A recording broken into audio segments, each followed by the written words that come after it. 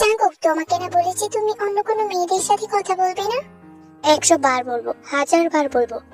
আর ওরা আমার ফ্রেন্ড, 4 থেকে 5 বছর একসাথে পড়েছি। কি হয় কথা বললে? জাঙ্কুক, তুমি মানা করার পর আমি আজ পর্যন্ত কোনো ছেলের দিকে ভালো করে তাকিয়েও দেখিনি। আর তুমি তোমার ছেলে ফ্রেন্ডের সাথে কথা বলো, মেয়েদের সাথে কেন কথা বলতে হবে? মেয়েদের সাথে কোনো কথা বলবে না, আর এটা আমার পছন্দ না, আর সহ্যও হয় না। তোমার পছন্দ অপছন্দ দিয়ে আমার কি? আমার কিছু যায় আসে না। আর তুমি ছাড়াও আমার অন্য আরেকটা পার্সোনাল লাইফ আছে, ওটাকে আমি এড়িয়ে চলতে পারবো না তোমার জন্য। কি? আমি ছাড়াও তোমার অন্য কোনো পার্সোনাল লাইফ? জাঙ্কুক, আমি তোমার ওয়াইফ, আর আমার কি তোমার সম্বন্ধে কিছু বলার বা নিষেধ করার অধিকার নেই? দেখো দে, বেশি অধিকার দেখাতে এসো না, বুঝেছো?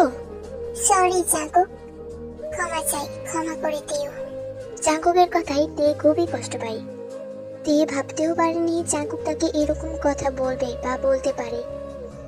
তে জাঙ্কুককে খুবই ভালোবাসে। এবার চলো তাদের পরিচয় জেনে আসি।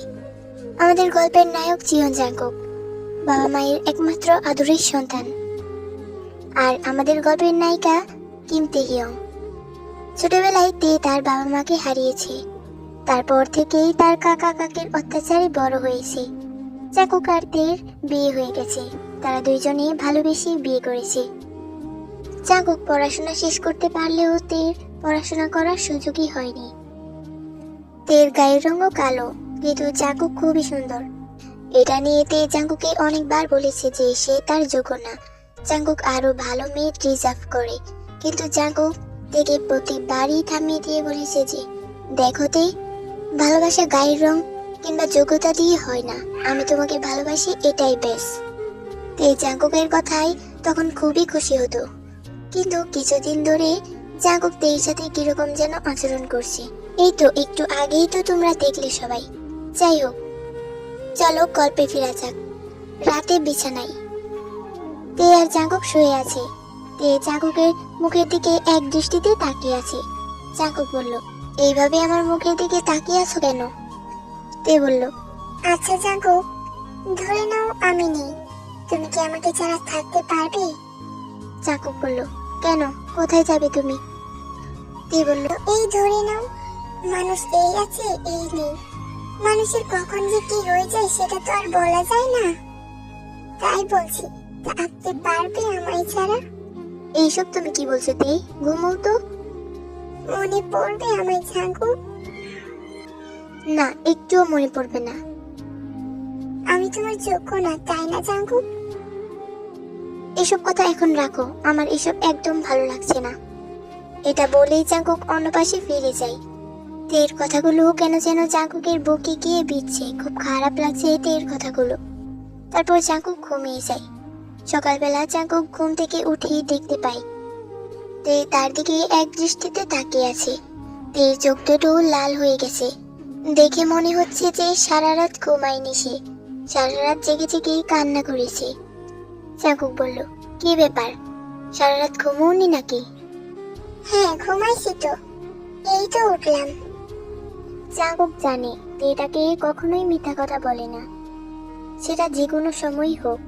কিন্তু জাঙ্কুকের কেন জানি মনে হচ্ছে যে তে মিথ্যা কথা বলছে, তে সারা রাত ঘুমোয়নি। তারপর তারা উঠে ফ্রেশ হয়ে নেয়। জাঙ্কুক ব্রেকফাস্ট করে অফিসের উদ্দেশ্যে বেরিয়ে পড়ে।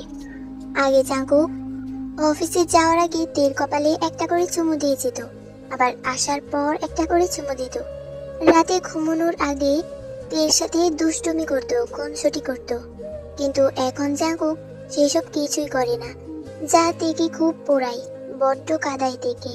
জাঙ্কুকের এইরকম আচরণ আর অবহেলার কারণ তে কিছুতেই বুঝতে পারছে না। তে বুঝতে পারছে না যে জাঙ্কুক তার সাথে কয়েকদিন ধরে এরকম আচরণ কেন করছে, এরকম অবহেলাই বা কেন করছে। অজান্তেই তের গাল বেয়ে দুফোঁটা অশ্রু গড়িয়ে পড়লো। তে মনে মনে বলতে থাকলো, কেন জাঙ্কুক, কেন কেন এরকম করছো তুমি আমার সাথে? তুমি কি বুঝতে পারছো না তোমার এরকম অবহেলা আমাকে খুবই কষ্ট দিচ্ছে জাঙ্কুক? তুমি তো এরকম ছিলে না জাঙ্কুক, কেন এরকম হয়ে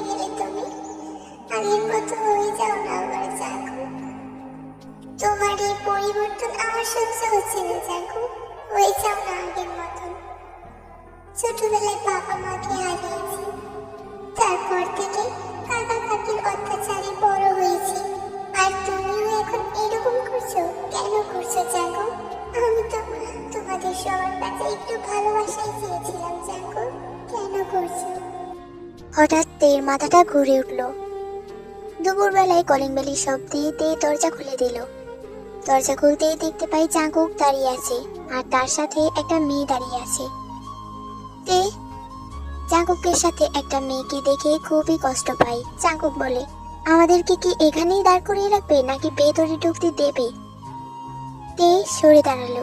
তারপর জাঙ্কুক সাথে মেয়েটাকে নিয়ে গিয়ে সোফায় বসালো এবং সে নিজেও বসলো। মেয়েটি হলো আয়ু, জাঙ্কুকের পার্সোনাল পেয়ে। কিছুদিন হলো মাত্রই জাঙ্কুকের অফিসে জয়েন করেছে। আয়ু দেখতে খুবই সুন্দরী, আর আয়ু আসার পর থেকেই জাঙ্কুকের আচরণে এইরকম পরিবর্তন। জাঙ্কুকের মনে হয় সে তেকে আর ভালোবাসে না। তের প্রতি যা ছিল তা মোহ ছিল। তার মনে হয় সে আয়ুকে ভালোবেসে ফেলেছে, আর তাই সে তের সাথে এরকম আচরণ করে। তখন জাঙ্কুক বলল, আয়ু কি খাবে বলো, চা না কফি? আয়ু বলল, অবভিয়াসলি কফি। তখন জাঙ্কুক তেকে ডাক দিয়ে বলল, এই তে, এদিকে আসো, আর আমাদের জন্য 2 মুখ কফি নিয়ে আসো। তখন ছলছল নয়নে তে জাঙ্কুকের দিকে তাকাই। জাঙ্কুক বলল, কি হলো, তোমাকে কি বলেছে আমার দিকে তাকিয়ে থাকতে? যাও তাড়াতাড়ি। তারপর তে চলে গেল। আয়ু বলল, জাঙ্কুক এইটা কে? জাঙ্কুক বলল, এইটা হলো সার্ভেন্ট।